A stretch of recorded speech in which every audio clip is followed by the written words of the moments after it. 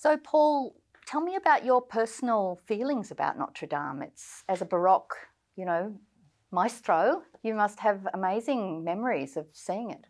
I visited the cathedral many times, but I remember the very first time I went to Paris. I was a young student in The Hague at the time, and one of my best mates was a French harpsichordist, and I was lamenting the fact that he had finished his 5-year studies and was going back to Paris.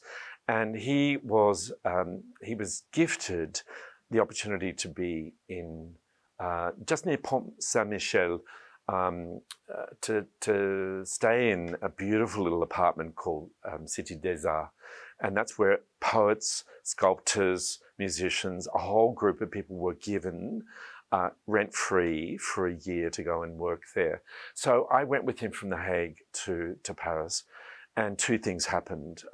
The first one was my visit to the Louvre, because the Louvre opened for the first time at night time. And so Thierry, his name is Thierry Chaud, he and I visited the Louvre, I think in the first week it opened at night time, and there was nobody there, just us. And so I was right in front of the Mona Lisa, and I said, "G'day, Mona."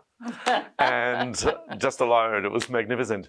And then I remember the next day when the sun rose, I said to Thierry, I'm walking along the Seine and I'm going to the Ile de la Cité. And there it stood, was this, I'll never forget seeing the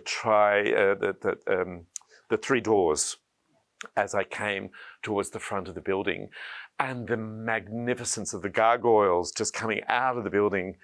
And when I stepped foot in, I was just 100% lucky, because the organ was blaring, absolutely blaring, and it was really right on the dot of opening. I remember it was winter time, but just the magnificence and the emotion that poured out, tears were in my eyes, and I thought of all of the magnificent composers of Lully and Rameau and of the Baroque period and Charpentier, all these people, and it was overwhelming for me.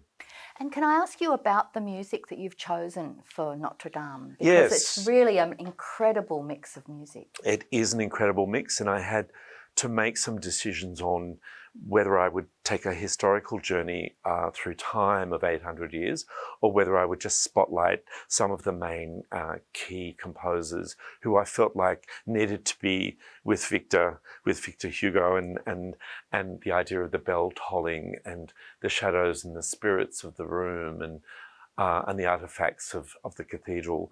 So I've taken Lully, I've taken Charpentier, a lot of the Notre-Dame school, of the vocal school, and just the CAMPRA that I mentioned, the CAMPRA Requiem, and a whole lot of chansons actually from that time, because a lot of people don't know that the music isn't just religious sombre music that's performed in the church, in the cathedral. It's uplifting and it's joyful, and it's also proud and majestic. Not only that, but it's not all French. I put one composer in there that was celebrated since the year 1300, actually, and that's Hildegard von Bingen. Just towards the end, I wanted to have a very spiritual moment, but the Hildegard will be sung in French Latin rather than Italian Latin or German Latin.